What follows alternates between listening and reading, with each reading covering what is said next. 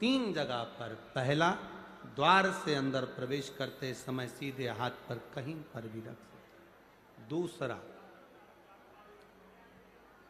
पूजन का जो स्थान हो, पूजन की जो जगह हो, वहां अगर कुसा नहीं रख सको तो कुसा का आसन जरूर रखो। अगर कुसा नहीं रख सकते तो कुसा का आसन जरूर। तीसरा, रसोई घर के अंदर जहां पर परिंदा हो, मटका हो, हंडा हो, उसके आसपास में कहीं थोड़ी भी जगह हो, एक छोटी सी भी कुसा अगर अपन ने रख रखी है तो घर में कभी भी बड़ी बीमारी प्रवेश नहीं कर सकती। एक कुसा भी अगर हमने रखी है, एक डाब भी हमने रखी है,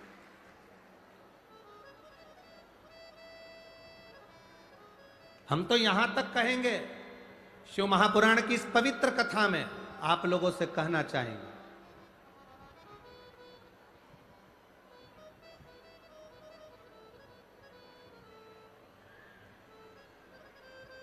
कभी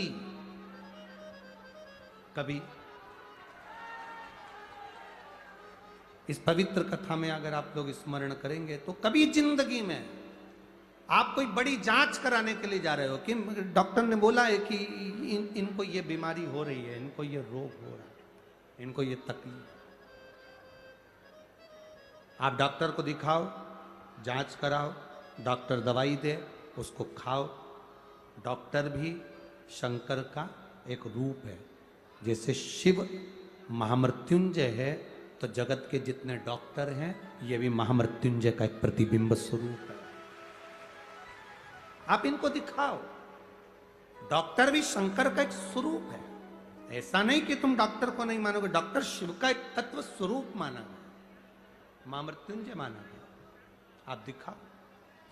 पर यहां शास्त्र कहता है, शिव महापुराण की कथा वर्णन करती है, जब तुम जांच कराने के लिए जा रहे हो, तुम्हें लग रहा है कि डॉक्टर ने बोला है कोई बड़ी बीमारी है, गठान है, और ये गठान, ये गांठ गर्भाशय में आ गई, ये गांठ कहीं शरीर में आ गई, और तुम्हें लग रहा है कि ये तकलीफ देगी और जांच के लिए जाएगी। उसके पहले जब आप डॉक्टर की जांच कराने के लिए जाओ, उसके पहले कुशा का जल, अगर महादेव जी की जो जलाधारी होती है, इसमें महादेव जी बने, दिख रहा है सबको? सबको नजर आ रहा है? टीवी के माध्यम से भी आप लोग देखते रहना, ठीक है? ये जो महादेव जी का शिवलिंग है, ये जो जलाधारी है, ये जलाधारी पार्वती जी का स्थान, इसके बीच में एक लाइन है, वो अशोक सुंदरी का स्थान, राइट में गणेश जी, कार्तिकेय जी।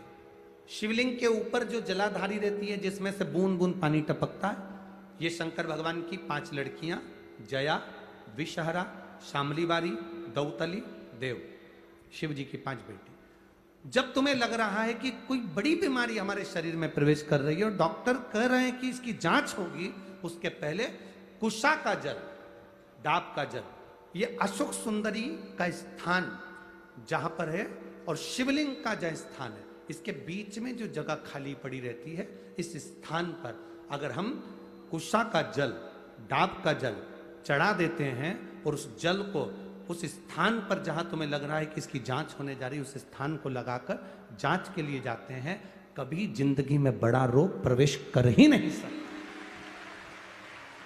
कुशा का जो जल होता है, डाब का जो जल होता है, ये साधारण जल नहीं होता महाराज जी, इसको साधारण नहीं, कुशा के जल को साधारण नहीं कहा। आजकल तो कपड़े के आसन आ गए। मेरी बुजुर्ग माता यहाँ पर बैठी हैं, बुजुर्ग अगर कोई बैठे होंगे तो उनको मालूम होगा, आजकल तो कपड़े के आसन आ गए। पहले ब्राह्मण को जो आसन दान दिया जाता था वो कुशा का दिया जाता था। बोलो री माताओं, सही है कि गलत है?